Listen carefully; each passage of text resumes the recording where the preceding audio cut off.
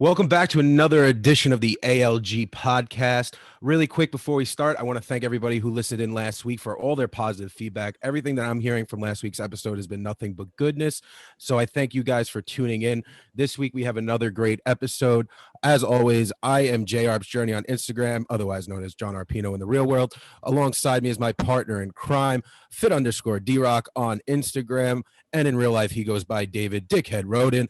And joining us today is a member of the ALG community, Mike Sternfels, otherwise known as Seriously Mike Stern, right? Did I get that right on Instagram? Yeah, that's what it is. Yep. Woo, I'm good today. I'm hitting. All right, Mike. Well, welcome to the show. I'm really glad that we were able to finally put this together. David, how are you today? I am phenomenal. I'm not gonna lie. Last night I got to have my celebration meal, so I had pizza last night with the family. So woke up today with my back and bicep day, and I just feel just like big today. Yeah, so I'm feeling pretty good. Thank you. You're looking juicy. Mike, how are you today? Pretty good for the most part. Yeah, but I'm sure what you guys want to hear is fantastic. That's right. Phenomenal. I need a little energy. But no, good. I got my run in today. Got a lot of my work done. I am in your shirt right now too. So ooh, nice fire. Your son's wearing your shirt, so you're good. John Arpino Jr. out here. Little JR Jr. in the house. So Mike, you have a great story that I've been wanting to share on this podcast for a long time. Mike, before you give us a brief overview of yourself, you once tipped the scales at close to 600 pounds. Am I right? Yeah. It was, I guess we'll get into it at some point, but the short answer is yes. And you've transformed your whole entire life, and now you run through your local city in nothing but a cutoff and mesh shorts with an American flag, showing everyone that you have the biggest balls up north. But before we get to that version of Mike, I want to talk about the old version of Mike. So kind of walk us through, give us a brief overview of you before you got to where you are now. All right. Well, I assume like most of the people I've heard on here, maybe not everyone, but as a child, I definitely was overweight. I can't even tell you how much I weighed in like middle school, but I was definitely the biggest kid in my grade and like school. I didn't really like kind of have it on my head as like a measurable amount till I was in like high school. Like I want to say my sophomore year of high school, I was probably around like 350. Okay. And compared to a lot of the other kids, that's, pretty big. But like to me, like when I look back, it's like, oh, 350 is not that much. Like when you're closer to 600, you're like, I mean, it's still, a large amount, but right in your head, just like, it's not that far. It's very complimentary I was, so yeah. It's just weird. I think you mentioned it, David, on your thing. You were like, oh, I asked my friends how much they thought I weighed, and I went home and I told my mom or something. Yeah. You're like, I look pretty good for someone that's like 400. Oh yeah, my friends think I'm 300 and I'm 410 pounds. I mean, pretty good. The rule of thumb is you always minus 75 to 100 pounds, and then that's your weight in school. You don't ever tell anybody the truth. And you used to be, to me, a local boy, right? You were from around my ways, and then you headed up north, right? Yeah, I grew up in central Jersey for most of it. Oh, okay. My grandparents lived in Massapequa, and where I am now in Syracuse. Damn, you've been all around the bend. For the most part, but a decent, maybe, I don't know, I can't even tell you, but a short train ride to like Penn Station or Philadelphia. Right. So like I'd go there a decent amount when I was younger. Very dope. And so obesity wasn't the only hardship that you had to overcome, right? Like you had other medical ailments going on too, right? Besides that? Yeah. When I was in high school, I used to get, I can't remember the name. I'm sure I'm not the only one that's had them, but I think they're piloneal cysts. Okay. I used to get cysts on my back end, like my tailbone. Okay. So I was like sick, like all the time. They always have to like land some, and then I'd be out for like a week or two of school. Yep. Then after that, and when I was like first in college, like around my early 20s, I just woke up one morning and I couldn't see out of my right eye, and then my left eye a few times, and my vision would come back after like 5 to 10 minutes. Okay. And there's something you would wake up in total darkness.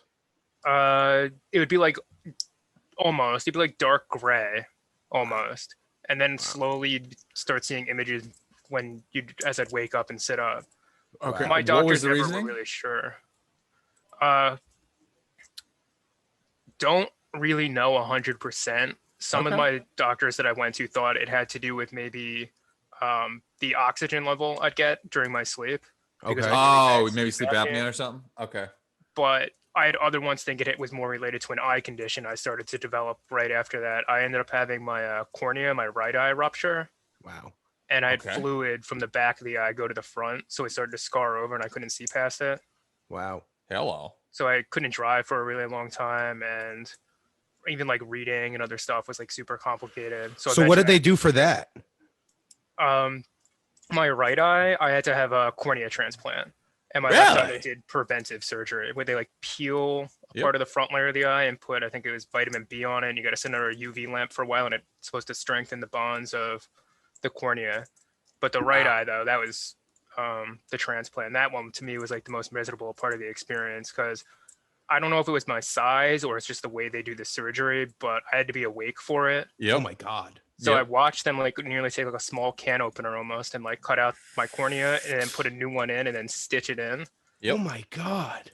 And I was awake for all of it. I felt fantastic after that. Oh yeah, I'm I sure. was like, with all the painkillers, I was like, oh, I'm fine. I'm just gonna go home and do my normal stuff. And then I went to bed, slept forever, woke up with, like the next day, and I was like, oh my God, I'm in so much pain. Yep. That's Oh the my dangerous part when God. you do a big surgery too, is you actually have to be woken up to take your pain meds. Because Yeah. if you don't, if you wait too long after a surgery like that, or like just like extra skin removal, all of them, if you all of a sudden just sleep for 8 or 10 straight hours and then you haven't taken any pain meds for 8 to 10 hours, then Oh, all of a yeah. sudden you drop out the back end, and it's like no, wake me up in 6 hours, let me take my next Yeah. medicine and go back to sleep. Well, that's why they because- tell you don't be a hero. Like they Yeah. always tell you, take the drugs, don't be a hero. Because if you wait too long, you wake up, you're screwed. Oh, and then you got an hour or two of hell while you're waiting for the Yeah. next dosage to hit. Oh I yeah. was on Vicodin for it for like way too long.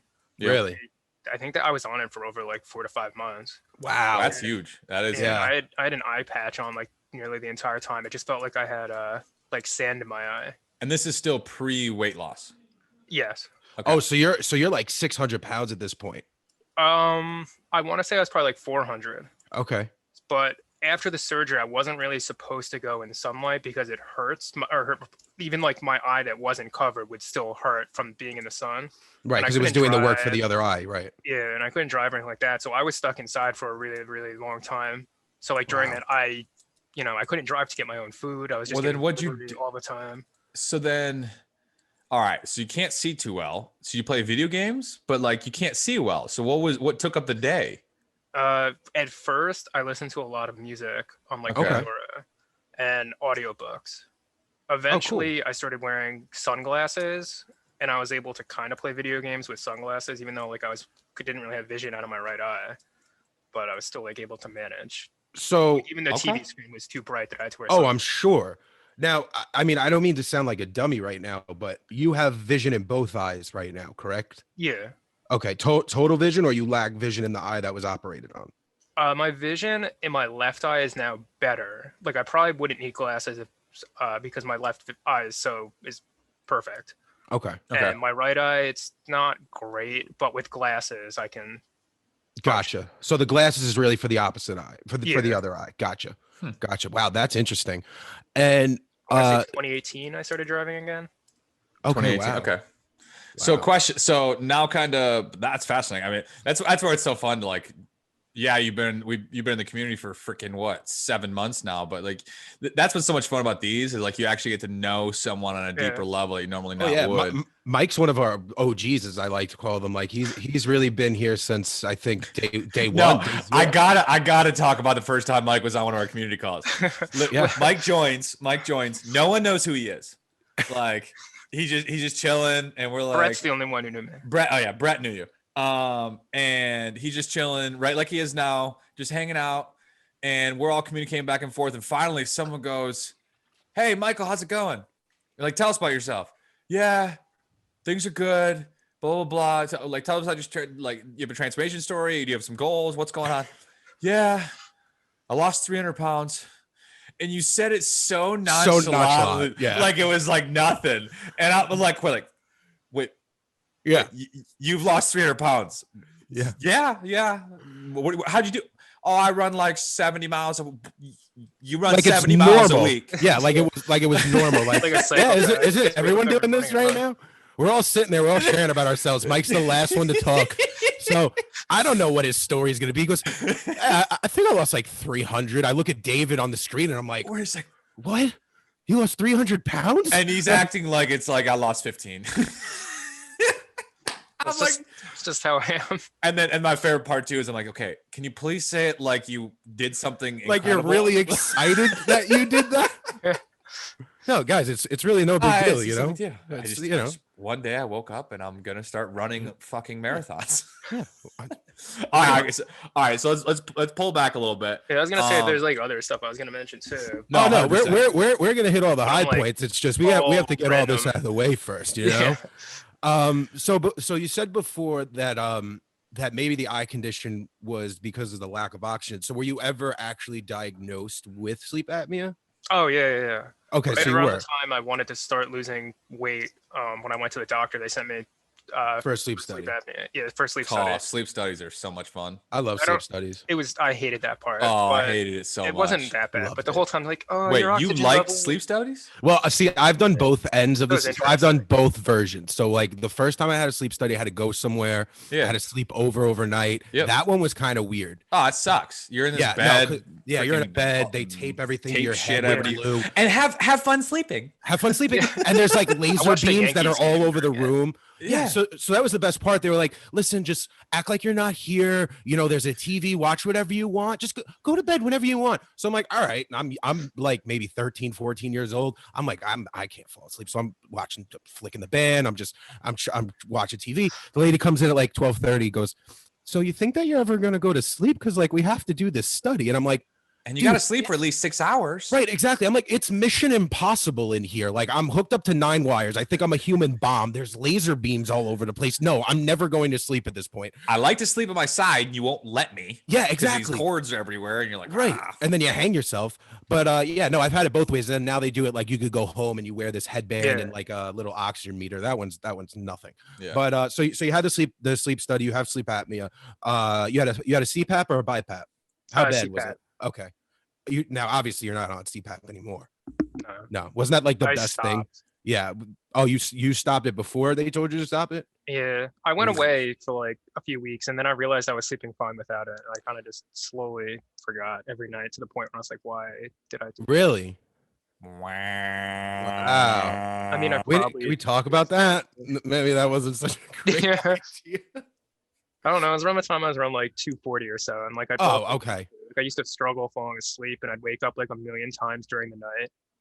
And now I sleep pretty much the entire night. I wake up like maybe once to just use the bathroom. Yeah, because one thing to add here, people, anyone who doesn't know what sleep apnea is, for the vast majority of people, especially when you're obese, like you have all this weight on your neck, you have all this weight everywhere. And so what happens is while you sleep, your throat collapses and you're you suffocating just, yourself. and you suffocate yourself. And you literally, while you're asleep, you can't breathe. Yeah. And then all of a sudden your body will go into this fight or flight and go, you'll wake up, and then all of a sudden you'll do that 5, 10, 15, 20, 50, 100, 200 times throughout the night. And like, you can't get a quality sleep when you just stop breathing.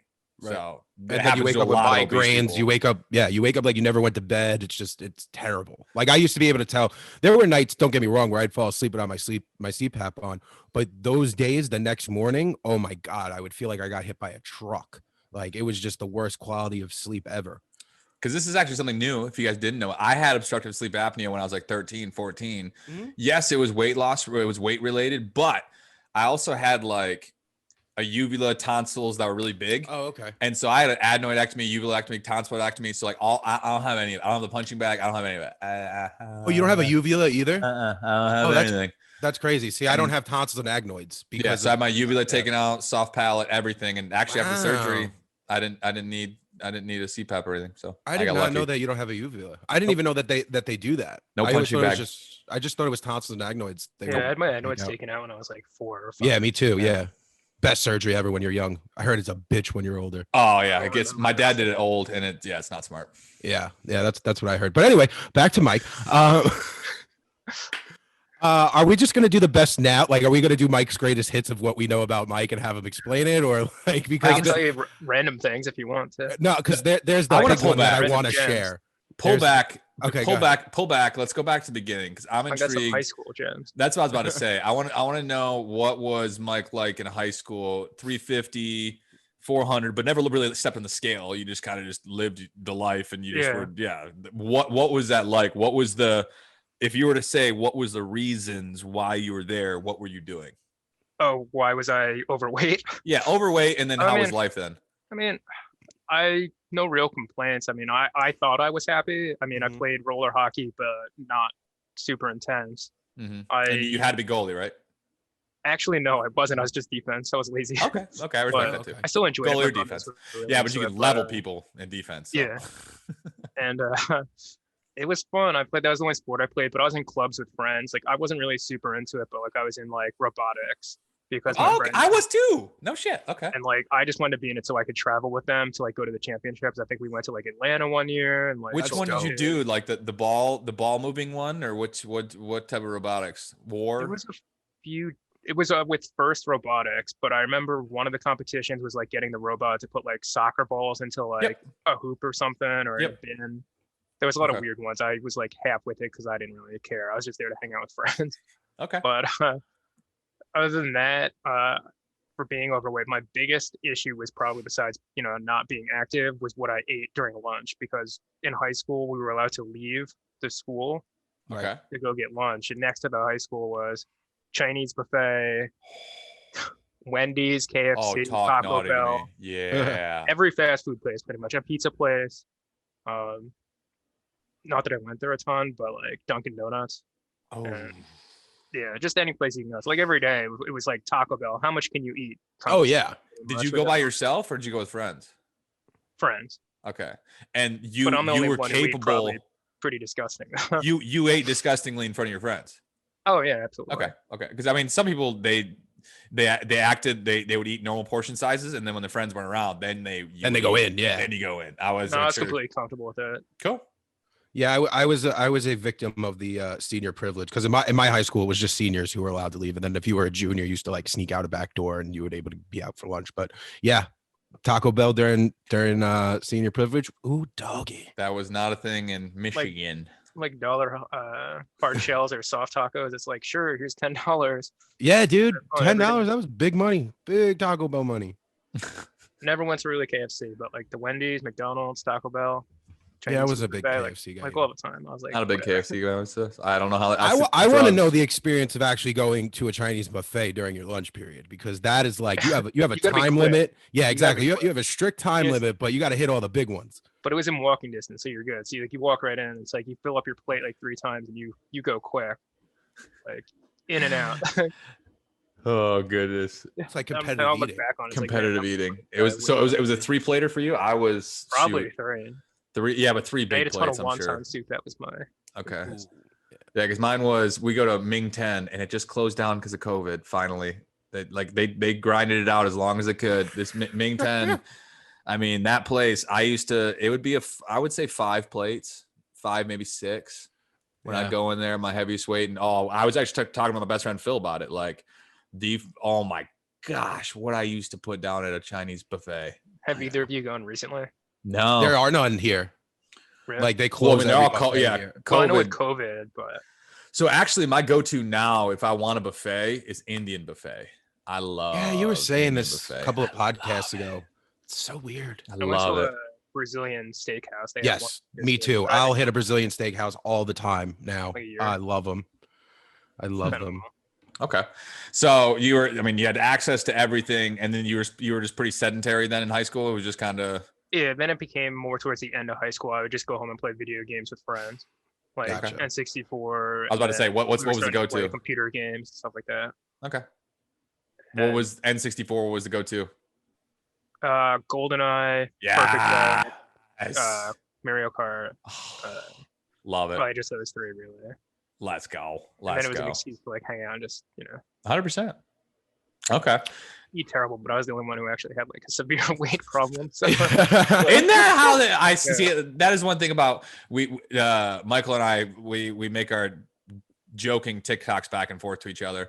And the newest phase is this whole intuitive eating. And like him and I joke because like obviously intuitive eaters, this new anti-diet diet, but it's basically still a diet because I already took the cool name. They can't have the cool name. They can't have the cool name. But they come with some really good stuff, but then they say this shit like, well, it's 80% genetics and 20% on privilege. And so if you're fit, if you're I'm not even kidding you. Michael commented on this. Bro, I've had this someone girl message me about. She's like, you see, a lot of the people who are overweight is because they're poor, and you can buy way more at McDonald's than you can at like a Trader Joe's or something to eat healthy. Yeah, I mean, like I could see the angle. Though. It's victim complex because guess what? If that were true, then explain to me why there are obese doctors. Explain to me how there are obese billionaires. Like that's just it's not a distinct variable. It may influence, but it's not a distinct variable in and of itself. That's the whole point to me. Is like because like there's like, have you seen the high school teacher that lost weight and got fit only eating McDonald's? Did you ever hear that? See that? Yes. Documentary. Yes. He had his students pull out like macros and then like have him eat from the McDonald's menu to lose weight, and he did. And so it's like, again, it's still not like you can do it. Like that was the anti-supersize me, right? Like that. Yeah. That's two different docs, right? Yeah. Yeah. This is some like high school guy. That was like the high school nutrition, like the high school like gym teacher or something. He wanted to prove a point, and because because fast food gets vilified for being always unhealthy, and it's like, no, you go. Right. It all comes down to a personal decision. You know what I mean? Like nobody's telling you. Yeah. And get a Fresca like basic taco and a chicken something, and you're eating fine. It's great. When us three used to drop $20 at T-Bell. Like 15 Baja Blast. 15 Baja Blast later. And it's like, I get it. But going off of that point, which was the intuitive eating, him and I would go back and forth because it's like, well, if you just feel hungry, you should eat. It's like, man, I feel hungry. I feel hungry all the time. So don't give me this bullshit that like I like food. I like to eat. Yeah, it's called discipline. I would like to spend my paycheck every single week on fun shit, but guess what? It's called discipline. I don't do that because it's not you don't? You mean I'm doing this wrong? Wait. Calorie counting and macro counting is a slippery slope to a eating disorder. Oh, shut up. All right, Karen. I'm another Frosty and fries. Yeah, right. So Michael, we're gonna get torn up. Do you guys like exclusively just make TikToks for your eyes only? Like, do you only send them back to each other, or this is something that you guys? No, him and I comment back and forth to each other on different posts. Right. I found a video that I think David will respect in the weight loss. I'm like, definitely let me see this one. And like there was one time where I did a stitch of something, and all of a sudden he was like, Michael was like, "Yeah, I knew you were gonna do this." I'm savage. So at what point we have to pivot? We have to pivot here. I never got to hit on with the roller coaster though. I mean, what say that again? I never got to tell you about my experience in the roller coaster. Oh, so please. 100%. Yeah. Because I figured you'd like it because you probably have been to the Six Flags. Oh wait, so then we have to lead into it the way that we normally do on a podcast before you just drop the story. Yeah. So Michael, is there anything that you couldn't do, or do you have a crazy story about stuff that you couldn't do when you were morbidly obese? Maybe something to do with a roller coaster? Yes, there is. Unfortunately, there should be way more, but the one that always sticks out, Six Flags Great Adventure, New Jersey. It was the Superman ride, or maybe it was Batman, probably both, but same trip. But we'd always go for a science class in high school. Right. Like, field trip, Six Flags. And it's like, of course I want to go to Six Flags. But then there was one time I waited forever on a line. There's like a million different schools there on field trips in the middle of a weekday during school year. Oh. And then you get all the way up to it and it's like, the lap bar doesn't shut. And you're just like, you know what? I didn't really want to ride this ride anyway. I'll wait for you guys at the end. And then you just you took it like a champ. Yeah, I just waited at the end and I was just like, good news though. It worked out in my favor. So this is what makes the story awesome. What? While I was waiting at the end for my friends on the ride, it got all the way to the top and the power went out. And they were stuck on the roller coaster. I was like, wow, it's good news. It took them like 15 minutes, I think, to get the power back. and they were just at the top on Superman, the one where your legs are just hanging off. You know, Yeah, and you're laying straight down. Yeah. the one where you're just standing up on it. Yeah. As soon as Okay. they got to the top, it just stopped. Oh, Wow. And I was like, that's so wow. sketchy. I'm so happy I wasn't there for that. Wow, karma's a bitch, huh? Yeah. I was like, so it worked out. But then I'd always think about, man, I really did want to go on that ride. Yeah. So But how I did was get redemption on that though. you got the redemption? Yeah. 2019, I went to Hershey Park to do roller coasters. Such a great park. I was like, such I want a to great park. roller coasters now that I've lost weight, so I'm doing it. Yeah. That's dope. I what see. I was- love the revenge tours. I did that. I the did that revenge too. Go tours. ahead. I Yeah, didn't the do any revenge revenge tours. So. Oh, you have to. But so what was the obviously, so for you going towards the peak of your heaviest weight, what was going through your mind at the time? What were your habits like? Kind of like take us up to the last 6 months before you were like, all right, I need to change. What did that look like? So I want to say the last 6 months was, to me, my start date was sometime in January of, I want to say 2015. Okay. Or actually, Okay. yeah, I think it was 2015. But the 6 months before that was just like I had my transplant. I moved up here with my mom. To Syracuse. Yeah, to Syracuse. Okay. So, but I wasn't really doing anything because I dropped out of school because I couldn't read. I couldn't get myself to class. At that point, I still was struggling to read. Okay. I wasn't going outside, as like I said before. So I was really just in my room all the time. Oh, And like, like walking to the bathroom was even starting to be a struggle. Like Yeah. Yep. I'd just be like out of breath, and going up and down stairs was like, a workout in itself. It'd be like halfway up the stairs, I just stop and just wait a Yep. little bit, and then go. Like tying shoes is like a nightmare, and it's like at that point, it's like, oh, I just need to get bigger shoes that can just slip right on, and not have to go through the Classic. extra hassle. But I mean, that was really it. It'd be like a lot of takeout, and just I wasn't buying my own food, so it was just like, whatever I ate, and I was eating a ton. Like a frozen pizza, and obviously the whole thing is a meal, and that'd be just like one meal. I'd be like, all right. Yep. Right. But there wasn't really much going on during that 6 months. It was just eating worse. I wasn't leaving my room. I was pretty much just playing video games all the time at that point. And then pretty what tough was video the mental state with it all? Was it just kind of like, were you numb to it all? Were you frustrated? What was like the mental state to it? Pretty numb to it. I still talk to my friends a decent amount over the computer through like Skype, and I don't know. I mean, I wouldn't say I was even depressed at that point. Right. It It didn't phase you, right? It was like you're just normal. That was just the norm to you. Yeah. Yeah, it's like I'm gonna wake up, I'll play video games, talk to my friends, and I enjoy it. Is what it is. But like I had no real desire to do more. It was just like I'm completely fine with this, and I shouldn't have been, but I was just like, this is what it is. Yeah, exactly. You find your your deflections. Yeah, and I was like, I tried to blame everything on like, oh well, I had my transplant, so it's not really my fault. Right. It's If I could go outside, I'd totally run a I marathon. would. And like I started having more and more doctor's appointments up here. Like at that point, where I'd have to go every like week. Yeah, it's probably more than that. Every 2 weeks, I want to say, where I'd have to get the stitches removed from my eye, and which was not fun. It was like I get yelled at like don't shut your eye, because you put the tweezer in, and like every time you take one out, you have to watch the string just go out. Is there feeling? You don't feel that though, right? Because there's no nerves in the eye. I didn't feel any of it, but you could see a little strand just pull out. He's like, "Oh, that's one stitch," and I had a ton of stitches. So like it was like almost a year of doing that.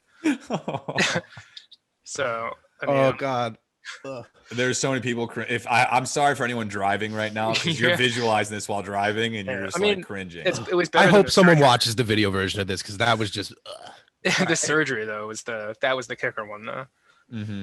Yeah. Because that you had to sit through that one. It was just like, all right, here for like 45 minutes of watching them just stitch it in like nonstop. Oh my gosh. And like now you can't even tell. Oh, and you had like little things that hold your eyes open. The clamp. And they had a medical sheet over my face, but just the eye was open. I had to watch all of it, and I was like. And now we know why he nonchalantly said, "Yeah, I lost like 300 pounds," because he went through this torture. It's because I literally had needles stuck into my eye. So what's the losing 300 pounds? Yeah, 300 pounds. Sitting here, eyes wide shut. And then that aspect was like. So what was the transition then like? How did that kind of come about? about Yeah, changing my yeah, lifestyle, I guess. what was that turning point for you? When did you realize, hey, I should probably get on this? Um, it was that January.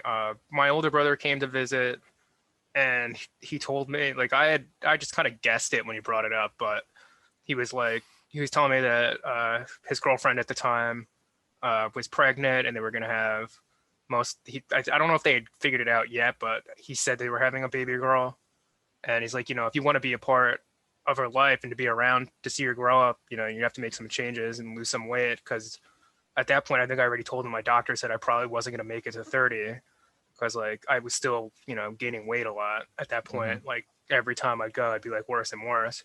Like I Right. think my resting heart rate was like 96 or something. And like, I don't even Yeah. know.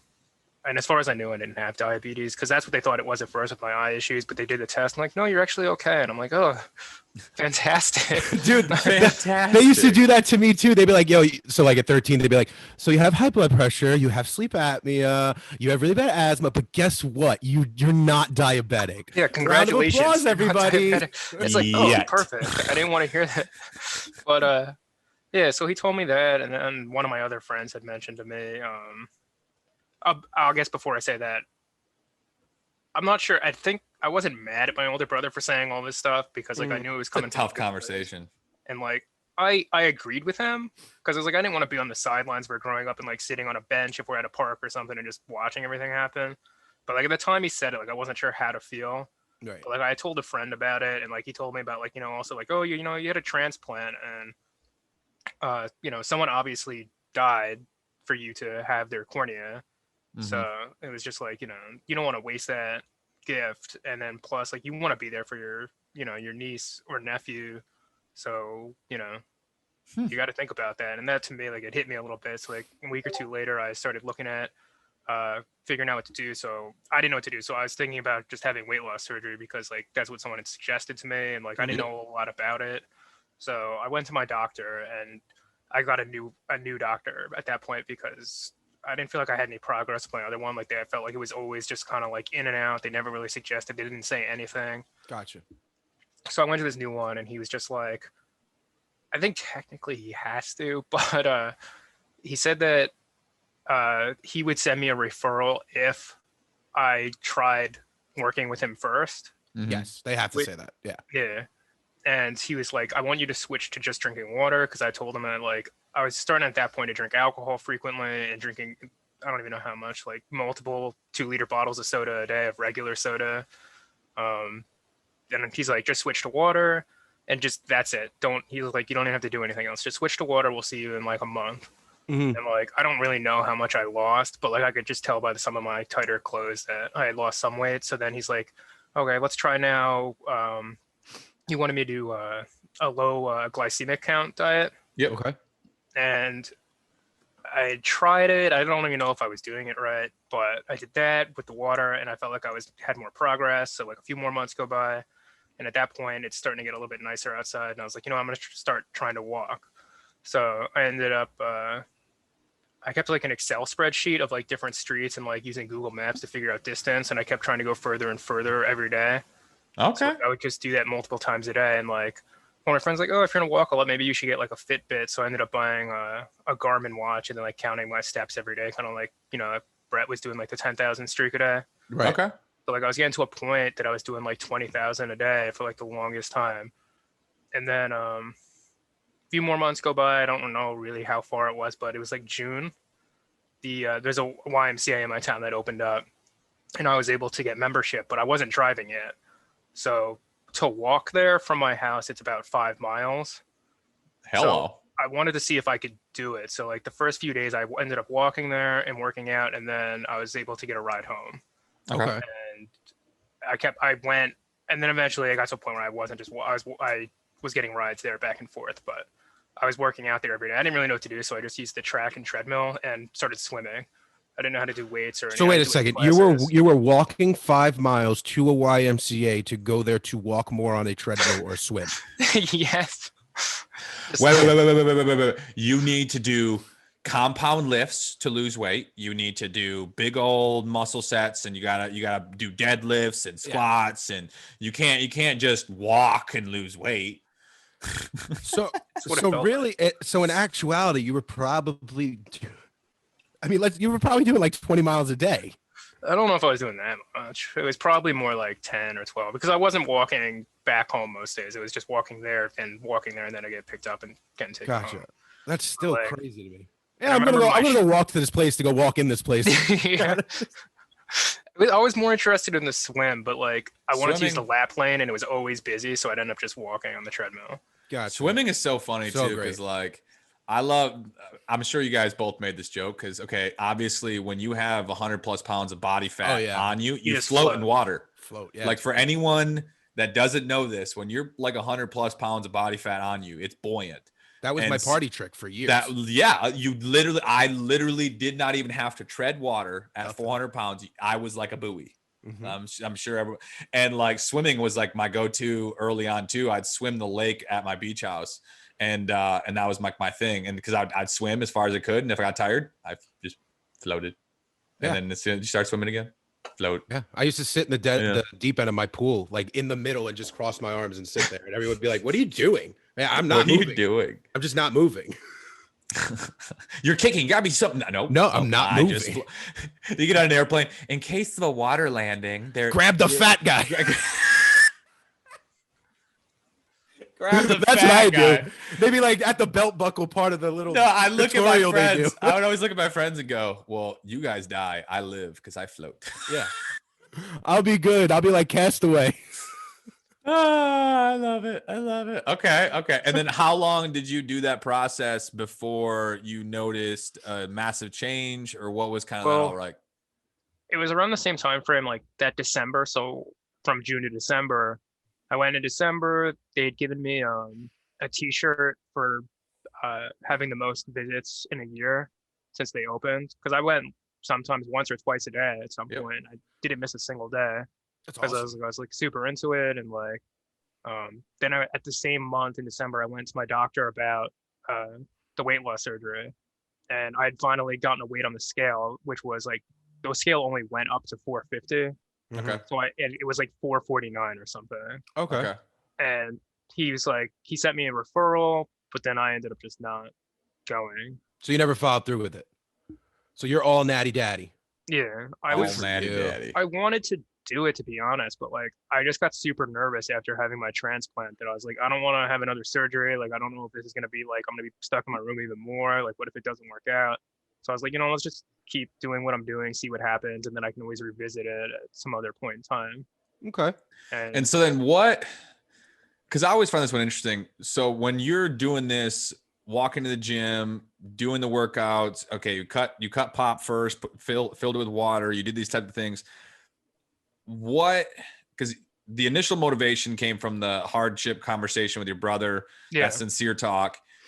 When you started just setting these new habits and stuff, did it seem like a lot of emotional energy to do so, or was it just like, oh yeah, I'm just gonna walk? Or like what was like, because some people it's like they feel like it's such a sacrifice every day to do this. Was it like, did you kind of like sacrifice into it and like I gotta do this, or was it just like I'm gonna go walk to the gym? Like what was like that general, you get what I'm saying? Does that question make sense? I definitely had like a huge motivation to do it. Like when I first did the membership and like the first like few months even. And like then seeing the scale start to move, because then I got a scale that actually could go up to my weight. Okay. And like slightly seeing progress, I guess, would keep pushing me forward to be like, oh man, it's going down. Like I'm actually doing this for the first time. Like I'm actually losing weight for the first time. So you were getting on the scale once you got down like the 450 range. Yeah. Okay.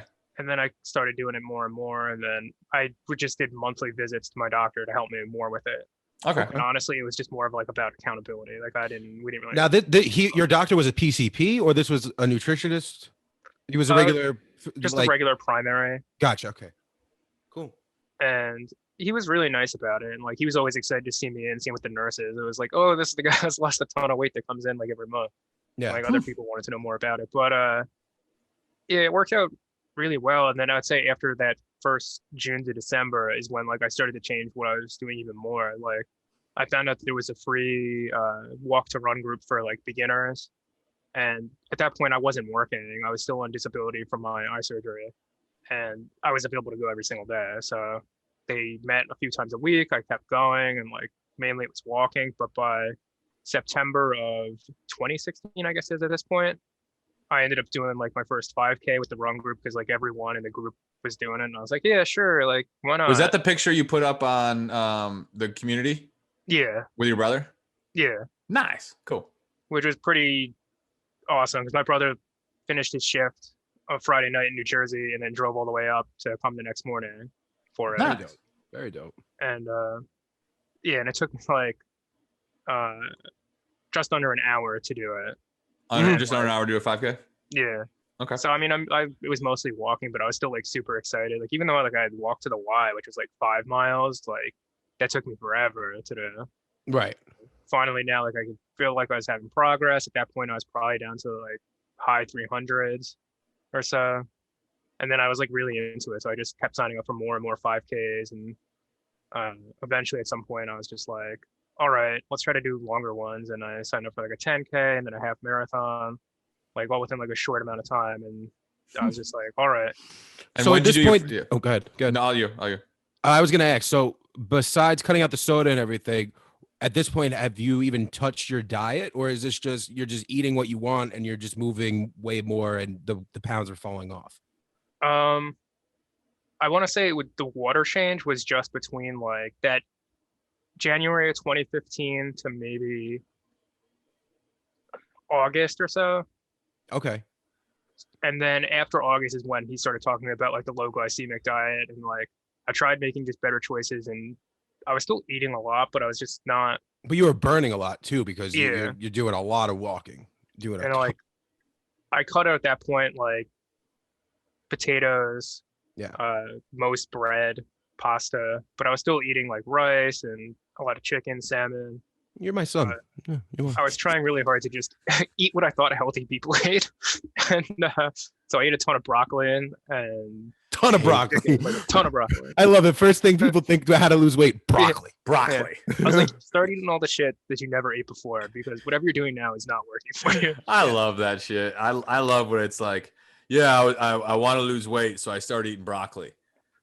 Just because broccoli just somehow has this just It's like a magical property. it's a magical property. It that is. It just you burns want, fat. you want to get strong? You have to eat spinach. I mean, look at Yeah, Popeye. that's That's what he did. spinach. You I was know? like, I gotta eat more vegetables. I didn't eat fruit. I didn't eat vegetables. I do got to admit, like you're going to off the nutritionist thing of like intuitive eaters and shit. It is funny. Like you got to think of these nutritionists that get so annoyed by all these little bullshit fitness nutrition statements. You want to lose weight, eat broccoli. Broccoli. You want to lose body fat, eat chicken. Because like somehow chicken has a property that's so different than eating a beef sandwich. Like the truth is, I asked people in what people would, or people that were in the weightlifting area, I asked them what they ate for their meal planning, and then I tried my best to copy it because I didn't know what else to do. that's a good way to do it. You know, I get these gains, bro. It's just like, hey, I'm trying to lose weight. What do you guys eat? They're like, a lot of chicken, eggs, salmon. I'm like, all right, I'm on it. Cool. All right. Broccoli. Cool. But that's a smart way to do it. If you like, if you don't know what you want, or if you know what you want, you know how to get it. Go ask someone who has it and just say, "What are you doing?" Mm-hmm. And at that point, I just stopped eating fast food too. Like I haven't had fast food in like, I don't even know. Okay. So you don't do celebration meals at all or anything like that, or when I visit family, I'll have like pizza and stuff, but I don't like ever stop at like McDonald's or anything. yeah, like that. I see. I But I love pizza random still, once so. a year somehow McDonald's does come up. Every time I do, it just sucks. It's not even. I think about 400-pound me and how I used to put down a double quarter pounder with like 2 McDoubles, and you're like, this doesn't even taste good anymore. And the hangover afterwards is even when I started walking again.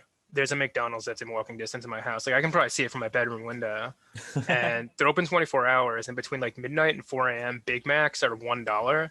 Wow. So I used to just go there and get like 5 Big Macs and be like, all right, we're good. Oh yeah. But then at some point I was like, okay, this is probably not helping my cause. This is probably not helping my cause. Okay. And then, so when you got into your first marathon, walk us through the first marathon, because I've still never done one. Get it? Walk us through your first marathon. How'd that go? So my first half marathon was 2018 in November. Okay. It was cold. Yeah, it was, especially up here. And yeah, I joined a group through the Y as well that had a training program for half and full marathon. So I trained from like first week of June all the way to that November. And like Okay. I was getting more into it. I started working again at that point, but I still found the time to do it after work and before work, weekends mainly for the longer runs. So I've been sticking with that kind of routine even now. But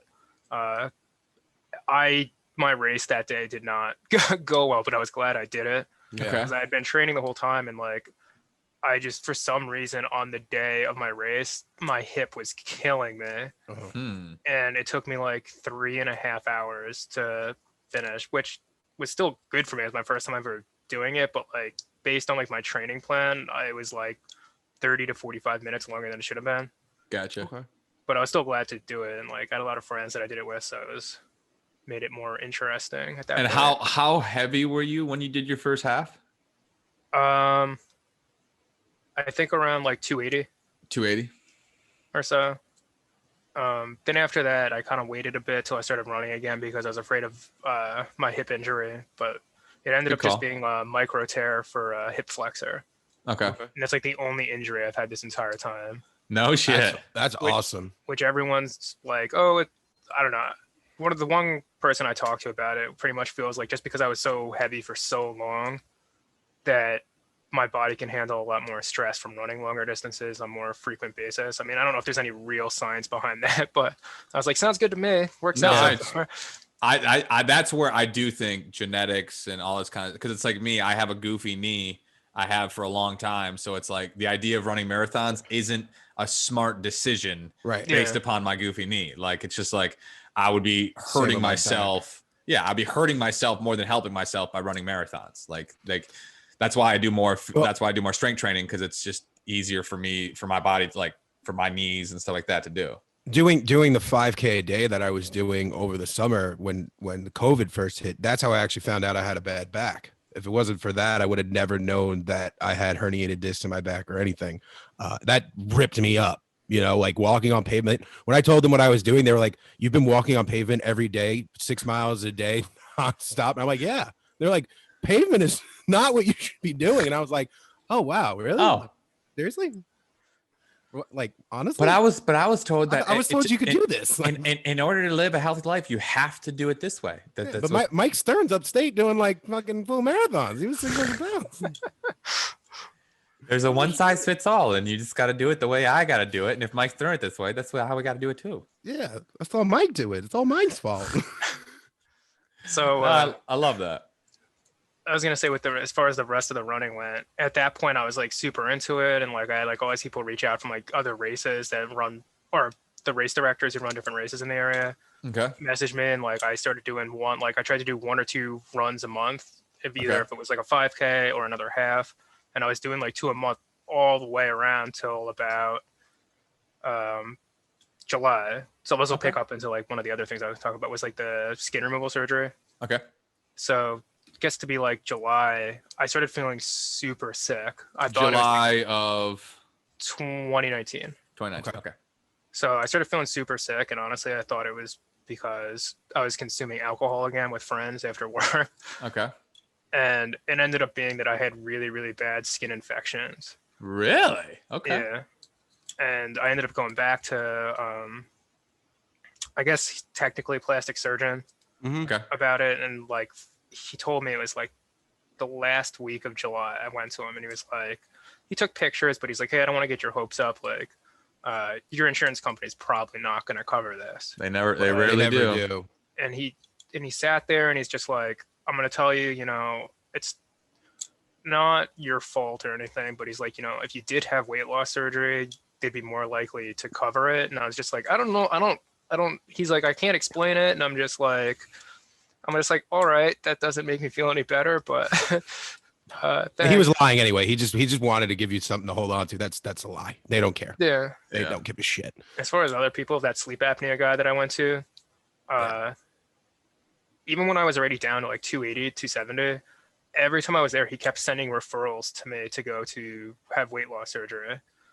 Yeah, because you're technically still on the cusp of being Yeah. eligible See, at 280. yeah. But But I This is felt all like, BMI. hey, Yeah. I lost so much. I'm like, I almost lost like 320 pounds now. Like I don't. I think I'm done. Yeah. That's where I do have issues, like the medical community, where they do try to put people in boxes too much, and it's annoying. Oh, Well, that's that why I stopped going to BMI. sleep apnea and why I stopped using it, because I didn't want to talk to the guy anymore. But Yeah. No, 100%. yeah. Like, So yeah, I went to the doctor, and when he told me about like, oh, it's probably not gonna get covered, I got called literally like 4 days later, and they were like, okay, we need to know when to schedule your surgery. They're like, your insurance did cover it, but there's a catch in it that you need to have the surgery within like 2 weeks because of the skin infection. Because if the Right. skin infection's gone, they won't do it. no shit. Wait, And I was- they cut you open because of the skin infection. That's Yeah. fascinating. Yeah. So Well, I that's what know they told me help to do it. They like But if you currently have a skin infection, they're more likely to do it no shit. because you could get sepsis and Okay. all that. So they're I know afraid. if you could document the rashes and all that kind of stuff, it helps. Yeah. Yeah, the but I did that opportunity. for the longest time. But that was the only spot Yeah. I ever got. It was But just my they lower they stomach. only approved you for a panelectomy, right? Not a full Yeah. tummy. Yeah, Yeah, just that's the big catch. Is like for some reason they see a panelectomy as like this medical kind of ordeal, but like as soon as you say tummy tuck, oh, I want a abdominoplasty, they're like no, that's plastic surgery. You're Mhm. deciding to do that. You don't need that. Well, I have folds of skin that weigh about Everywhere. 15 pounds each. Like, what do you mean I don't need that? But yeah. So take us through the panelectomy experience, because I know that this story actually has a funny ending. It sucks. No, It's funny for me. the next week I had to go in again. I went on my lunch break, and like he was just like, just so you know, like, you know, we can do it, but there's a good chance you won't have a belly button. And he's like, if you want, it'll be cheaper if we do it now, if you want us to craft you one. And like I was like, wasn't sure how to feel about it at the time. And he's like, you know, we can show you like a book almost of like different styles of belly buttons.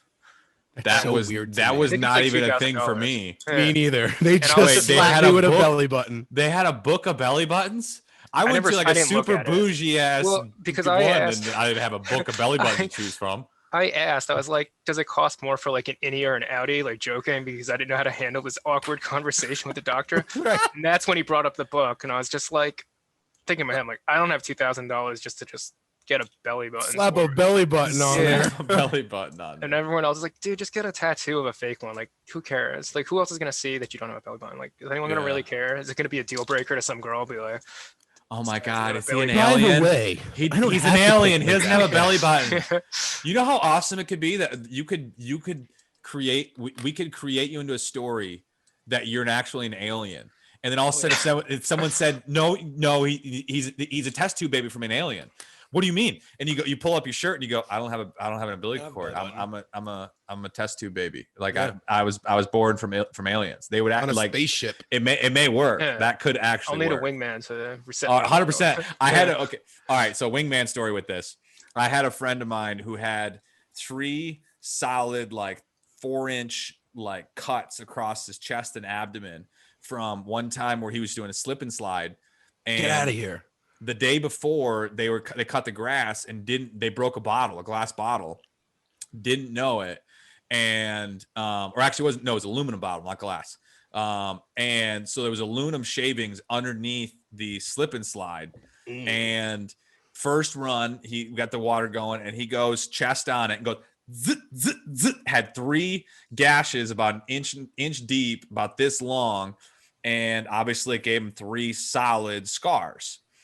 And so we used to go to the bars and we used to talk about how like we get messed up, and all of a sudden Austin would be like, go up to these girls and be like, dude, you don't understand. This guy is my best friend. Why? He saved my life. What do you mean he saved your life? Last year we were in the bar and these guys jumped me and they stabbed me 3 times in the chest and he saved my life. What? And all of a sudden he like, no. And he'd pull up his shirt and there's the mark. Oh my God, you saved his life. Yeah. Worked every time. I'm sure it did. So we're totally gonna do a wingman story of you Yeah. being an alien. We'll have to Test do tube one. baby. We're He's doing really it. Clark Kent, you know. He's really Clark Kent. Just a Superman. straight gash across. I love it. No belly button. It's still belly just button. so strange to me. So here's our book of belly buttons. Please feel free. Pretty much. to I'm to really look sad I through. didn't actually look at the book.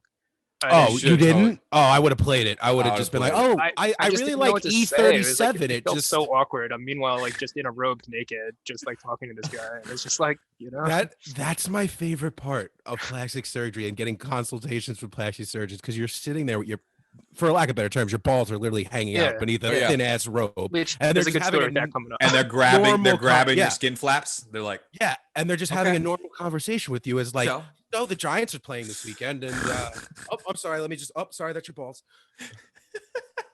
I Oh. love it. So they ended up doing the surgery.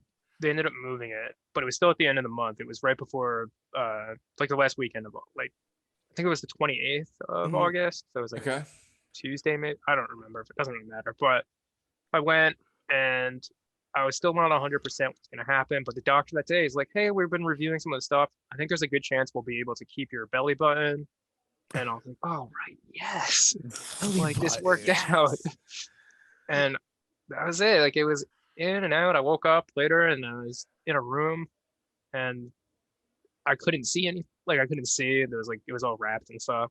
And the whole Okay, time, yep. yeah, really awesome. I got to keep my belly button. And had only another bad experience where they kept me a few more days. Later at night, I was like, I kept telling the nurse, I'm like, I really have to go to the bathroom. And they kept trying to give me I can't remember what it's called, but like a urinal bottle. Okay. Yeah. Yep. And I couldn't go. I just couldn't do Really? it while sitting down. I was like, this is awkward. I don't know why, but I know I have to pee, but I can't. So they're like, Interesting. okay, well, we'll have you stand up.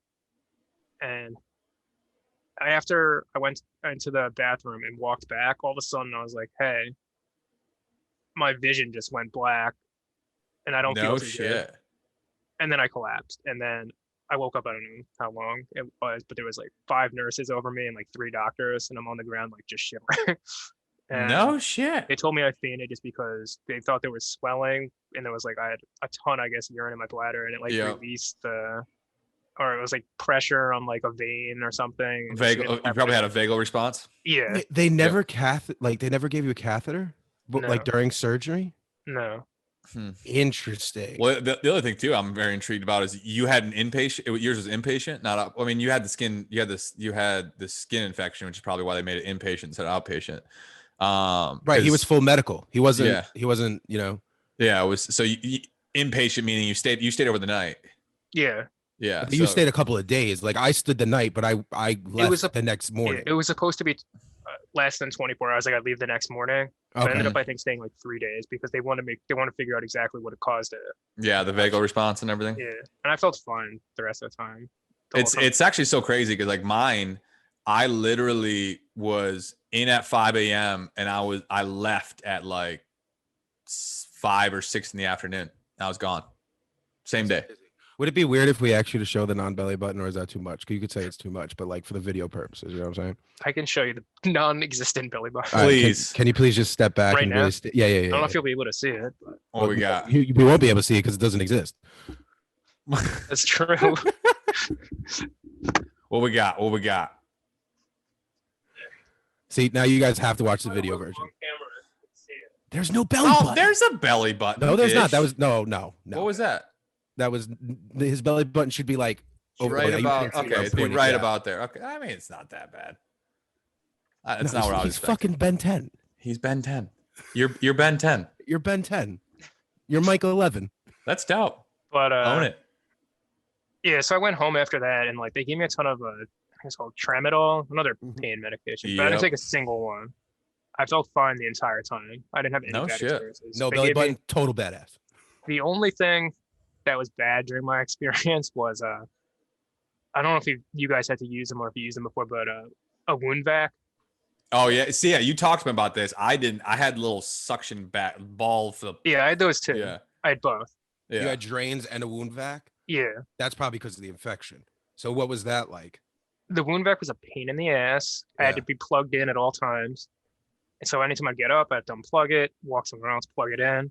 And it wasn't very loud, but it was just uncomfortable because besides having the drains on each side going down my leg, I also had another wire with like the 2 suction ones that were in just above it. Mm-hmm. And like it didn't cause any problems, but It's just annoying. So you would have to clean it out. No, didn't touch it. Gotcha. But my bad experience though. Oh yeah, I'm Labor, sure. Labor Day weekend. I woke up in the middle of the night to use the bathroom, and the tube got stuck on the door to the Oh bathroom, no. and it pulled the wound vac out. Ah. There was No. it didn't hurt, and there was no blood. Nothing happened. It just came out. Oh really? Yeah. So I called the Ah. doctor late at night, and he was on vacation. And he's just like, "Oh, just go to the emergency room at the hospital you had the surgery, and someone on my team will fix it." I'll just plug it back in. Yeah. So that was it. I sat in the emergency room for like 3 hours till the guy figured out, and then he just cut out a new Tube wasn't and even anything stuff bad. and- There's like a circle piece of tape, Yep. and then put the tube back in, and then Yeah. just put it back in, and that was it. And I was gone. That was it. That's my only bad experience. Oh my gosh. And then I went back to work about a week later. So I was only out for about a week and a half. With the wound that vac? was the whole Yeah. thing too. Yeah, you went back to work really freaking quick. Yeah, I only was out of work for a week and a half, and my doctor was. So here's another one of the bad experience we were talking about before about the being naked at the consult. Yeah. Yep. This one felt way worse. Is when I went that week and a half, I had to wear I can't remember what it's called.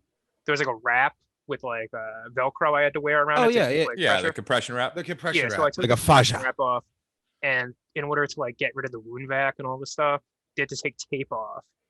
And they're like, "Oh, it looks like they forgot to shave your stomach and your groin for where the tape is." No. And they just ripped it off, and it was so painful. I was just like, "Those motherfuckers!" Oh my god. Wow. Savages. And that's when I also found out that I didn't have a belly button. 'Cause this So at whole this Oh, at time- that moment. So you this got whole teased time you for a think week of and a half. Oh god. You got teased for a week and a half with the Yeah. belly button too. I would have looked at the guy and been like, Fuckers. "Yo, there's something you guys." Yeah, I was like, forgot. "Wait." My doctor told me before surgery he was going to be able to keep it, and he's like, "Oh, I guess they didn't because it's not there." Because it's not Yeah, there. there was like a nurse that was the one doing this who like I think it was a nurse practitioner, but she was like, "Yeah, no, they didn't." But she's like, "I can tell you how much skin they removed." And I was like, "All right, hit me." So, How, She's how like- much? How much? how much? 9 pounds. 9 Wow, pounds. yeah. Yep. Yeah, my full tummy was 8.5. So wow. My first one was 14 or 16. But that was what? Everything. That was Oh, but you were full- 360, right? Yeah, mine was full circumferential, waist tips, butt, the whole shebang. Yeah, I think mine was like 14, the first one. that's awesome. So now you're at this point, like obviously the first third of the battle, 2/3 of the battle is the initial weight loss. And now you're on the sustainability, building these habits and like kind of take us at where you're at today of like your post first skin surgery, which is like a year ago now, a year and a half ago. And now you're kind of the sustainability point. Obviously, COVID's fucked with us all. Yeah. Well, for the rest- how's it all been going?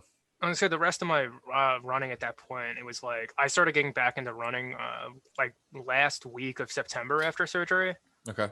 And I was already back to running like my normal running schedule. I went to a dinner in November, the night before that half marathon that I talked about, that first one. Yep. I ended up doing it again, and they invited me to go to receive a reward for runner of the year because I was doing like 2 runs a month and stuff. No shit. So then after that half marathon, a guy came up to me, and he's a race director for a marathon in Buffalo. Okay. So he kind of talked me into signing up for that, and some people from my run group like a month later. So at that point, I was like, all right, I want to try to do my first marathon. So like at that point, I still wanted to lose a little bit more weight, and I wanted to push my running a little bit further. Okay. So from like January, I started my new training plan to start. But then like, COVID and all that stuff. So it went from like, I was really busy with work still, but I think it was like the first week or second week of March. I can't remember. Okay. New York pretty much was like, all right, we're shutting down Yeah, you can't go outside because it's not safe. Yeah. for the most part. I mean, I was outside every single day running, but I didn't have to work for the longest time. Yeah. So that's why I had so much free time, and I started running like crazy at that point because I had nothing else to do. I was running like 8 miles every day for fun, and then weekends I was doing like for 18 to 20. fun. Yeah. Yeah, for fun. Because it's like, what else am I gonna do? So I was going on longer walks. I was running more. Okay. I had more time to like work on like nutrition and like the running aspect because I didn't have to work. I didn't start working again until last week of June or so. Okay. All right. So what was the lightest weight you got down to? And then like what are you at now? The lowest I was at was last weekend of August. I was like 205 about. Wow.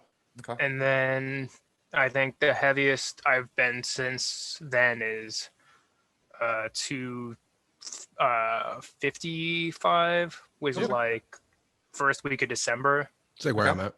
And then I think like I went to the doctor like maybe a month ago, and I was down to like 222-ish to 218. Nice. How tall are you? 5'10". Oh, okay. And see, and it's so funny though too, because the reality, and I don't think a lot of doctors take into this account, like in your situation too, when you talk about ideal body weight and you start getting this balance of where you're gonna kind of sit, you still have, let's probably what, 10, 20 pounds of excess skin just from still being 500-600 yeah, pounds. without a doubt. And so it's like you got to take really into bad and my arms are. yeah, it's like you got to take into that account when you talk about ideal body weight and all this shit, because it's like, yeah, most people don't just have an extra 15 to 20 pounds of skin sitting on their in body. actuality, you're probably swinging an extra 25 pounds that, That's just skin. that's and just skin. fascious Yeah, tissue. exactly. Yeah.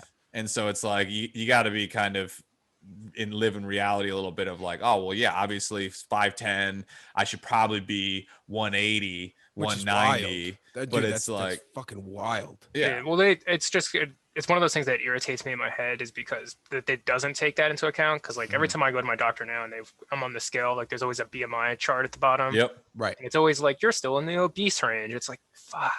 Yeah, I looked at my doctor. So I just got a new doctor not too long ago, and he's one of my dad's friends. And I told my dad, I'm like, Dad, if he brings up my BMI, I'm gonna fucking slap him. And I looked at him. He looked at me. He knew better. Yeah. No, I'm the same way. Don't tell me about BMI. I don't. Yeah, don't give me this shit. Yeah. Now again, it has its place, but let's put it into perspective here. Like They really all need right. to change the whole BMI format. Did BMI has its place. Again, like for the average human being, it's with nothing wrong with them. Yeah, And, it's a good frame of reference. It should be Right. acknowledged as a frame of reference. Right. But it's not a Standard. it's not a standard that like you should sit there and think about, because most people don't have the muscle mass I do. And so Right. it's like I'm 248 right now. I'm 6'1", 248. Technically I'm a 30.2 BMI. Yeah, you're still which obese. is obese. Yeah, Yeah. exactly. And it's like I'm also like 19% body fat. So bullshit. Like Yeah, that one irritates me so much. I had that conversation the other time that I fainted. I think I told you guys about this the second time. you went to the cardiologist. I went since probably January, maybe a little bit before that. My resting heart rate's down to like between 38 and like 45. Yep. And I'd gone to the cardiologist, but they wanted me to do some tests at some point to get blood work done in June. And I'd gone on a Saturday morning, and they spent an hour and a half. Well, it probably was an hour and a half. I was probably there for an hour and a half. They probably Did spent you like stress 45 echo? minutes. Well, I did an EKG Okay. prior, but I did the blood work for them that Saturday. I was probably there for like an hour and a half, but the actual them trying to draw blood was like 45 minutes, and they couldn't get anything. Right. Yep. So they told me, they're like, oh, you're probably just dehydrated. Go home, drink a lot of water, and come back, and we'll do it again tomorrow. So first thing, I get up in the morning. I went home. I had like a bunch of like Powerade Zero and like water and stuff. And I was like, all right, I'll do it. So I went the next morning. Same thing, 45 minutes of them trying. They tried my other arm, and they tried my hand. They all of a sudden they got a little blood, but she's like, I'm not gonna waste your time, because she's like, she blew like every vein in my arm and hand. Yep. So like while we were talking, like after we were done, I collapsed on her. She said she was like a small, like 4'8". Oh. I was like, I don't know what happened. But anyway, when I came to, it was like just like when I was in the hospital the other time, and it was like 3 nurses around me, 2 doctors, and they're like, hey, which hospital do you want to go to? Just like, fuck. Damn it. And then you haven't had an issue since, right? No, they did blood work. Everything came back fine that time too, and they have no idea. They're trying to mark it up that maybe it's like, oh, maybe you saw blood, and I'm like, how many times I've gotten blood work and like it's not like blood freaks you out, right? No, not at all. Yeah. And I'm just like, okay, I don't really know either. Yeah, so they just marked it up as like dehydration, and I was like, all right. Gotcha. I mean, if you haven't had sense, you kind of just go with the flow. That's all you can do. Yeah, and I haven't had any other issues. It's with anything since then. Like, and that was like that great. Cholesterol was fine. 4 months ago, 5 months ago. Yeah, it was in June. So yeah, that's wild. And that's about it. And then I started working again at that point, and it was just like still with my schedule of running, and like now it's like, I ended up training for another marathon. Oh, so I was gonna say, as far as the marathon, I forgot to mention that it was supposed to be May for Buffalo, okay, but it got canceled from COVID. Obviously, like everything else did. Yeah. But I ended up still doing it anyway with friends. I ended up running it in the town that I live in, and it was pretty cool. A lot of my coworkers showed up.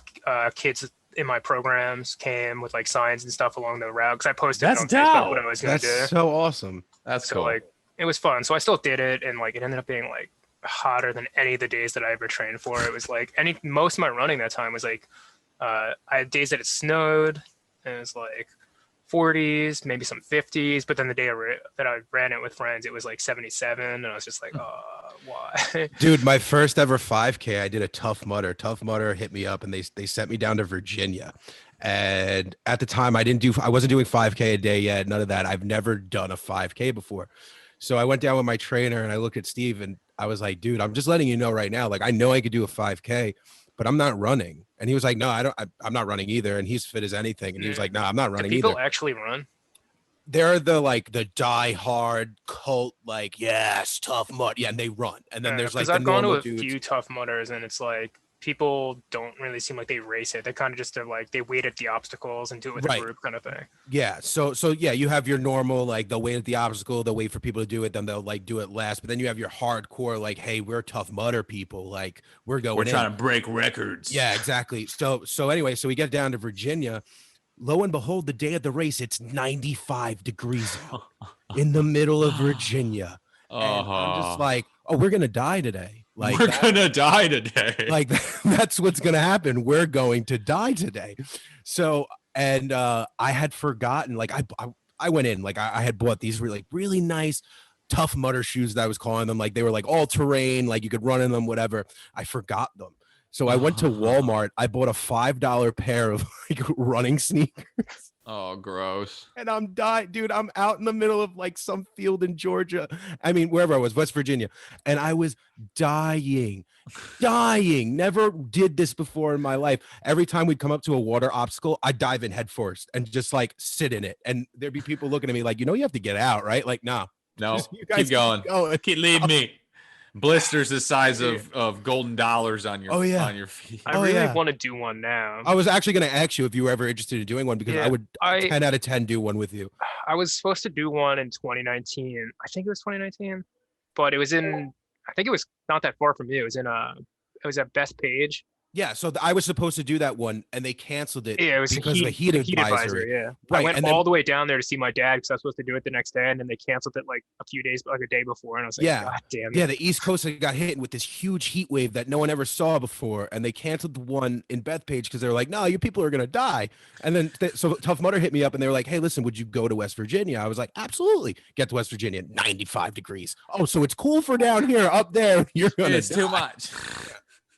I wanted to do that one so bad because there's a person in my run group that was going to go with me that is an ambassador for Tough Mudder. And I was like, oh, this will be awesome. I've never done. They're cool people. Tough Mudder. Let me tell you something. They're dope people that do Tough Mudders. Really dope people. The hardcore Tough Mudder people, you got to stay away from because they're really like they're out there. But no, Tough Mudder was a really good time, and I would love to do a Tough Mudder with you if you're down. Yeah, over the summer if they ever come back. I don't know. I hope they do, but we'll see.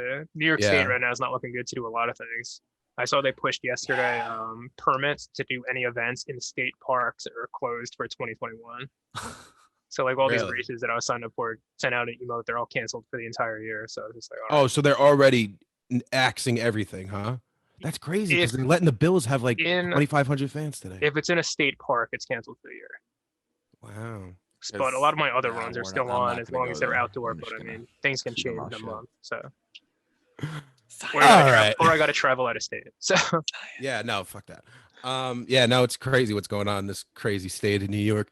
I'm so proud of myself for keeping my mouth shut right now. I really am. We have to really give David a lot of credit here. I know he wants to say something real He bad. wants to say something stupid really bad. I see it. It's on the tip of his tongue. I'm Rhymes holding with strong here. COVID. Yeah. Anyway, so let's pivot right now. I do want to pivot before we wrap up the end of this podcast, because we have been going for an hour and 24 minutes right now. So as we said earlier, and as we said a few times in this podcast, Mike is a part of the ALG community. He's very active in the ALG community. He's very active during our community calls on Wednesday nights.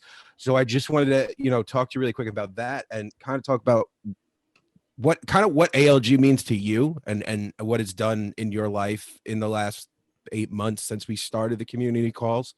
If you had anything to say about it at all. Yeah, well, I was gonna say when I first joined it, I wasn't sure how to feel because I didn't really know anyone besides Brett. Right. And Brett's a cool guy, but I was like, who are these other people? I don't know anyone. Fuck Double T. But no, I'm kidding. I will say I did already follow you on Instagram. Mm-hmm. I followed, or Brett followed me and then started messaging me about it, and I was like, all right, I'll check it out. Trying to think if there was anyone else that I knew prior. I don't think so. Not that it matters. But I was like, oh, yeah, I follow his Instagram. I'll come check it out.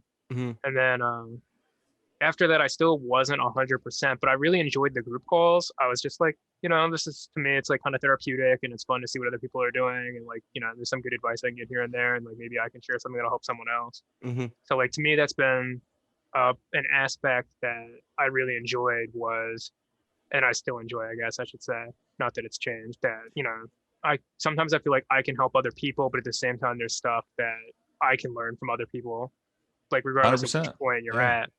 And there's a lot, has changed since we started. The new app I really enjoyed, so I need to get myself to use it more. Me too, man. I haven't used it. It's so different. I mean, because Discord was like, it was always on top of you. It was message. It's like big old text threads.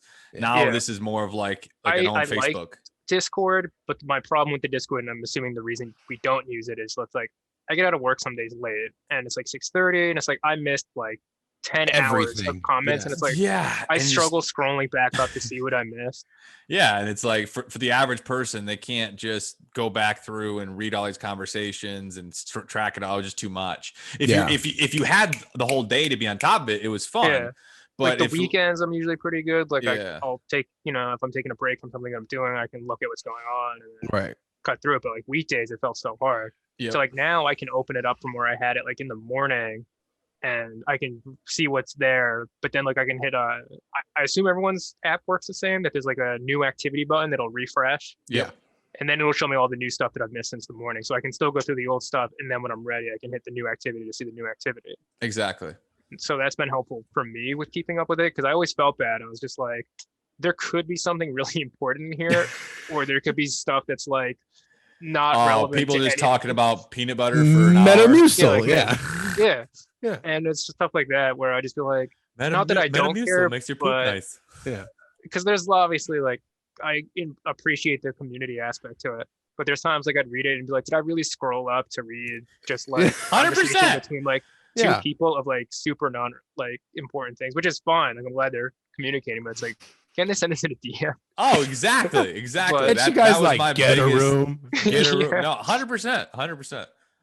But I love having you on there, dude. Like, I don't know. You're just awesome, and just from the moment that you were just nonchalantly like, I lost 300 pounds. I was just like, oh, this is a keeper.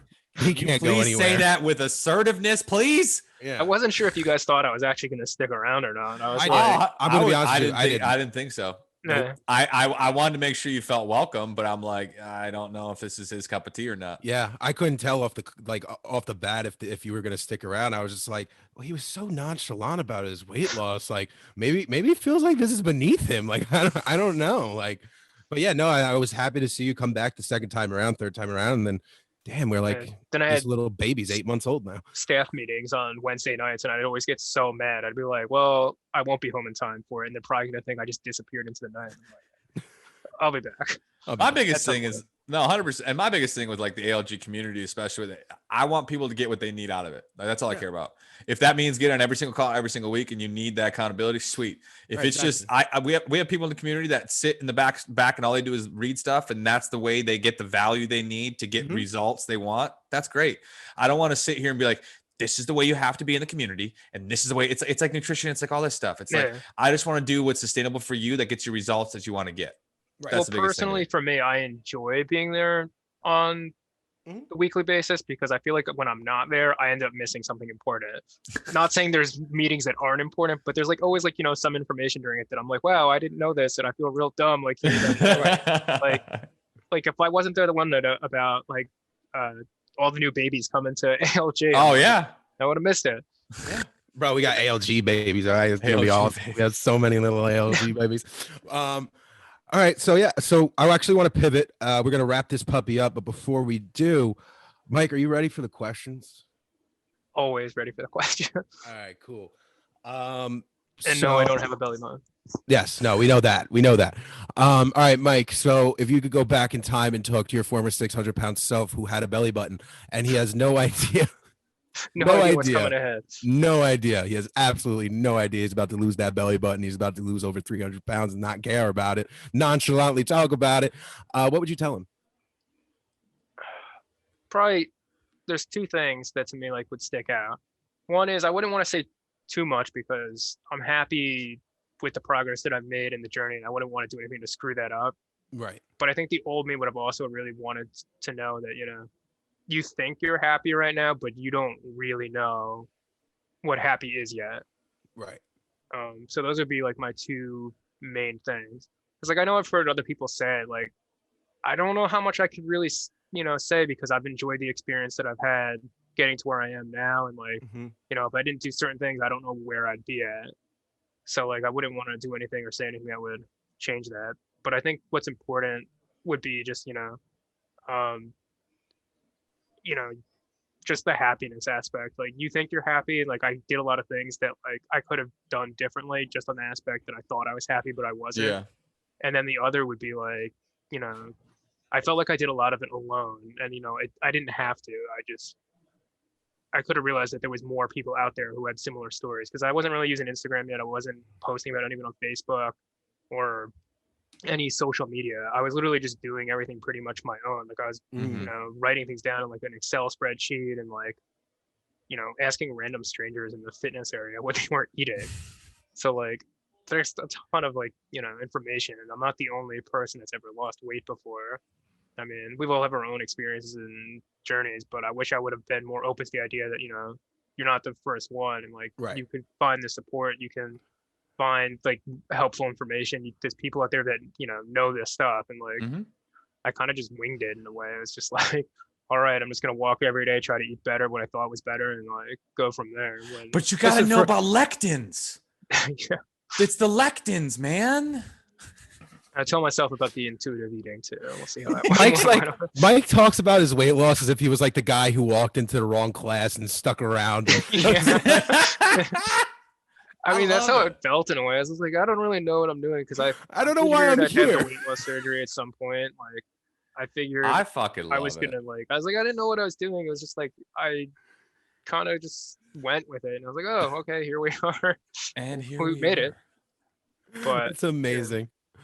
So, Mike, I'm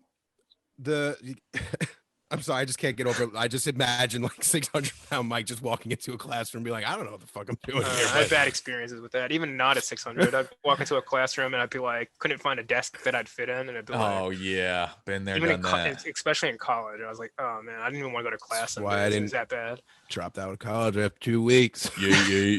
Proud of that shit. So, Mike, I'm back now though. Yeah, good for you. Oh yeah, actually, before we get to the next part of the questions, actually, why don't you tell people what you're doing? You went back to school and what your end goal is there. Well, I went back January of last year. I decided that I can see again, I can drive again. I feel motivated that I can do more. I want to do more. I mean, I like my job, but the truth is I don't make enough from it. And there's something that I would really like to do. I did two things at the time when I first signed up. One is I'm a site coordinator. I run a before and after school program for kids between K through 5. Okay. The other job at the time, I was a wellness floor coach at the YMCA for fitness. Okay. Which they taught me how to use a lot of the things, but because I had lost so much weight there, I think that was the real reason they took me on. Yeah. Right. But like I wasn't doing personal training or anything like that, but like I had a general idea on how to use the equipment. But I'm gonna be honest with you, it was mostly just cleaning equipment nonstop and showing people usually how that a works. lot older than me how to use the treadmill so they can turn on Fox News. That was it most of the time. It'd be That's like, funny. and then asking me how come the sound doesn't work, and I'd have to explain to them that you need either Special headphones. And blah, blah, blah, blah. you need headphones, like any headphones will fit into it or wireless. Yeah. And then people get real mad about it. Like, do you have a pair? I'm like, they used to sell them, but like, no, you got to bring your own. Yeah. And That's yeah. really funny. But I stopped. So what are you doing now? So what are you going to school for now? I took my prerequisites for nursing and I finished all of them from January. I took summer classes again, which the summer ones were awful because everything's online because of COVID. Yeah. Same within the fall. So all my classes are done with that. I applied to 2 programs right now. I'd like to do another, but struggling to find one that I would like to do. Right. I want to do a nursing program. That's dope. There's one that's in the area that I applied to that I'm hoping I'll be able to get into. I'm still waiting to hear back. It'll probably be like mid-February. Very dope. And that if you would could start, create, fall. if you could choose like your perfect like nursing niche, what would you do? I'm weird. So there's 2 different things, or I'm 3 intrigued. things I've thought What do you about. got? One, I've always thought traveling would be awesome to be like a Traveling nurse. nurses are dope. You get paid way more and you get to go all over the country. Yeah, I thought that'd be a lot of fun because there's a lot of places I haven't gone. Male traveling nurses, huge need. The other 2, completely different, and everyone gives me a weird look on both of them. I definitely want to do like trauma or ER. I always thought that'd be that's something where different I than we wanted to do. go. And then the last one is prenatal. That's Prenatal. the one No. everyone's like, really? I was like, all right. I have a friend, Brianna. She is a traveling prenatal nurse. Everyone gives me a hard time about it. I'm like, no, I don't know. I thought it'd be fun. So, I mean, who knows what'll change between actually getting into the program and clinical and stuff like that. And like, yeah, once you start doing it and experiencing it, that's what I thought what I'd want to do, at least like when I thought about it like years ago. That's very dope. Because originally I wanted to be a teacher, and yeah, I don't think I'd want to do that now. While I enjoy the work I do now, I love working with children, and I want to have kids. I don't want to go to school for education. Yeah. So having to redo all these classes for a completely different major was a pain in the ass. Oh, I'm sure. So I was like, oh, that's awesome, man. That's really cool. That's like a whole second lease on life. So here we are, the final questions, Mike. 3 solid pieces of advice for those listening at home to live a more accountable lifestyle, or just any sort of piece of advice that has kind of helped you through your journey. For me, the 3 pieces of advice is, one, I know it sounds kind of, I don't know, cliche, but you guys, I think, even mentioned, I think if it was Chance said to someone about, like, find something you love, do it every day, and, you never really work a day kind of thing. But I have that attitude towards working out. Like, if you find a workout that you do every day, it's not going to feel like you're doing it to lose weight. You're not doing it as like a chore. You find something, like, for me, it's running. Like, it's something that I enjoy, that I don't wake up every day and look forward to doing it because it's like, oh, I need to do this to lose weight. Right. I do it every day because I enjoy doing it, and it has the benefits that it'll help me hopefully be healthier. That's the way to do it. And then second, for me, even still, is finding motivation. Like, if you find your motivation, I think that can push you further a long way. Because I think once you lose your motivation is when you start, struggling. And that's for me. Like, I have to spend a lot of time sometimes just, finding what is really my motivation. Like, why am I really doing this? And like throughout this whole time, like, I've had small little things. Like, it doesn't have to be big things. Like, I've had my 2 big things with like the transplant and like my niece and nephews. Right. And it's like, that's been like my big ones, or at least my starting ones. But like, I have found things along the way that keep me with it. And like, sometimes it's something as simple as, I know it makes me feel better afterwards. So that's my motivation to push through with it. And then 3, I don't want to sound like I'm about to get John or you guys really excited with saying this, but I really do mean it, is the accountability aspect. Like, that's why I like ALGs, because, if I'm having a bad day, and I feel bad sometimes because sometimes I feel like I'm oversharing to other people more than I'm like helping others. Mhm. But I enjoy, having an outlet to share some of my personal stuff going on, even if it's not weight loss related. Though I try to keep it on that though at the same time, because I don't want to stray too far from that, because I realize that's why hopefully everyone is Yeah. the weight loss aspect, or I mean, staying. it's all walks. It's not strictly weight loss, in my opinion, but yeah. It's accountability, and like Yeah. that's life, accountable life. Like weight loss, obviously, if you're overweight, that's something you got to hit and hammer down now. Hell But yeah. like, that's what I'm loving about in the future. We build things out is like just accountability in general. What do you want, and how can we help navigate this together? But I'm glad it gives you that outlet. Like, Yeah, because like I think all these things help me find balance and staying on track and pushing forward still, and just not giving up. So like to me, having that accountability on days where it's like if maybe I didn't post in a while, like one of you guys or someone else in the group will just check in, like see how I'm doing. I mean, I try my best not to like disappear, but I have weeks where like school was like crazy. Bro, yeah, 100%. I remember that. There was Crazy. that whole period you went MIA. Yeah, and it remember was that. just like every day I'd get home from work and it'd be like, all right, I'm so busy with work, I don't have can't time go to do on. anything else. Hell yeah. There was days I'd like work, I'd work out, then work, and then get home and I'd work again till like the time I went to bed. So I'm getting up now at like 5 a.m. to get to work on time, and then it's like, yeah, not my favorite. But now I don't have school till hopefully summer, or the end of summer. So I'm hoping that'll give me more time to get back onto like a better running routine and getting ahead of my work. Love it, brother. Well, Mike, I appreciate you being on the podcast today. I do apologize it took so long to get you on, but I'm glad that we finally hammered this one down. Guys, we've reached the end of another great episode. I want to thank you guys for listening in today. If you could do me a personal favor, please rate and review this, share it with somebody who you think will enjoy this. And other than that, you can join us if you would like to be a part of the Accountable Life Group. You can join us www.accountable.lifegroup.com. You can be a part of our weekly free community call. Just log on to our website and you'll see it in the live events. That is 8:30 p.m. every Wednesday night Eastern Standard Time. I want to thank you guys again for listening in. David, I want to thank you for being here. Mike, I want to thank you for being here. And that's all for now. Stay beautiful, stay sexy, stay accountable. And we're going to end it with a bam, bam, bam, bam, peck pop. Beautiful people. Bam. Love you. Bam.